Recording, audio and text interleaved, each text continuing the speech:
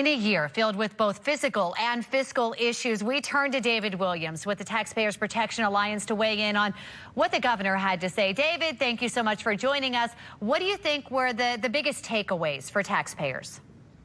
Good morning. And it wasn't a very long speech, but it was chock full of stuff for taxpayers. And first of all, let's talk about the spending. And I thought this was fascinating, is that the governor said that he wants to sign a bill for more than $1 billion for COVID relief. Now, this is important because his original bill was less than $1 billion, and you remember that a Senate committee added about $500 million. So I think what the governor is saying is that he is moving towards more spending and what the Senate committee came out with. So that is significant. And he talked about other spending, Megan. He talked about school construction and education. So there's a lot of talk about spending. And then he was bragging about the taxes because he said that he's cut taxes. He's never had a tax increase. And I think that was a direct message to lawmakers that he is not going to tolerate any tax increases. And he also asked for a tax decrease for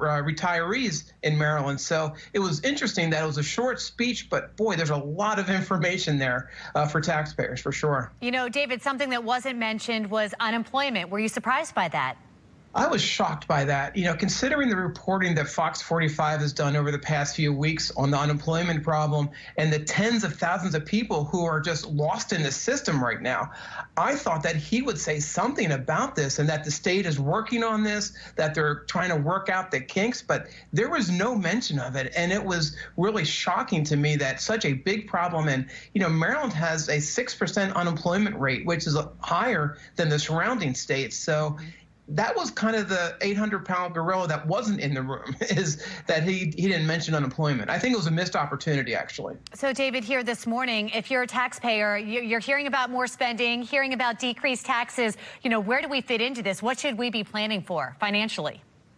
So I think that the next few months are going to be very telling when it comes about, you know, revenue and reopening. And that's part of the key here, right, is reopening businesses. And, you know, Governor Hogan doesn't have anything to do with this. This is really the localities. So it's Mayor Scott. It's, you know, the different counties that have to reopen these small businesses. But it's all about revenue and the financial health of the state, because we just don't know, you know, what those projections are yet. And you really just can't keep on talking about more and more spending without some sort of revenue projection. So we'll see in the coming weeks just exactly what that is. All right. David, as always, thanks for your insight.